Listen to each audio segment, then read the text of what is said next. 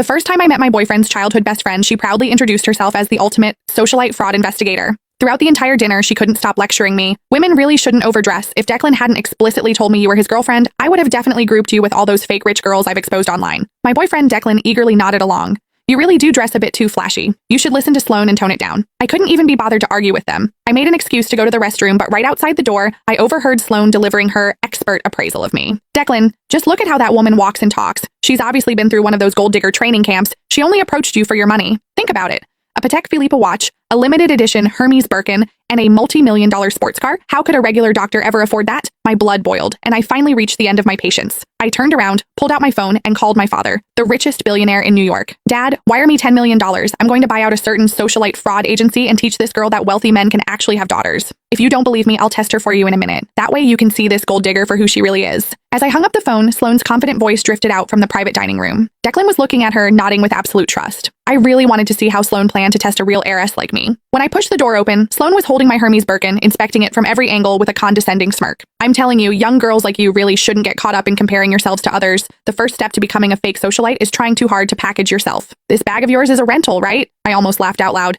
I bought this limited edition bag straight from the boutique, just building up the purchase history to get it cost me over $30,000. When Sloane saw I wasn't speaking, she assumed she had hit a nerve. She put on an I knew it expression and shifted her gaze to my Patek Philippe watch. Can you let me authenticate that watch of yours? Don't get the wrong idea, I'm just worried you got scammed into spending real money on a fake. After all, the bag is already a knockoff. Declan was already looking at me with deep suspicion. He gave me an order. Sloane is just looking out for you. Hurry up and let her see it. This watch was a promotion gift my oldest brother gave me last month. His entire watch cabinet is filled with pieces worth tens of millions of dollars. If Sloane actually appraised this as a fake, it would only prove that she was the real fraud here. I took off the watch, handed it to her, and smiled. Sure, this watch is a highly limited edition, so make sure you don't mess up your appraisal. Sloane eagerly snatched the watch. As she examined it carefully, I clearly caught the flash of raw jealousy in her eyes. It was obvious she had already realized the watch was authentic, but she still opened her mouth to lie. Oh wow, Declan. Your girlfriend is still trying to pass this off as a limited edition to get away with it, but it's actually just a cheap replica. I just have to ask, you're a young girl with an average family and an average job.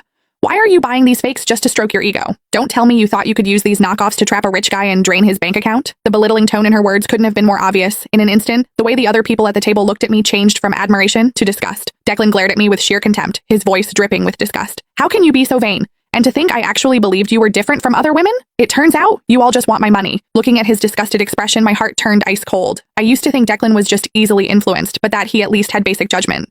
After all, we had been together for almost a year. Shouldn't he know what kind of person I am by now? The reality of the situation hit me like a bucket of ice water. I frowned, matching his dissatisfaction. Declan, who is actually your girlfriend here? You just blindly believe a single word she says? Since that's how it is, I don't see any point in finishing this dinner. I stood up, grabbed my bag, and prepared to leave.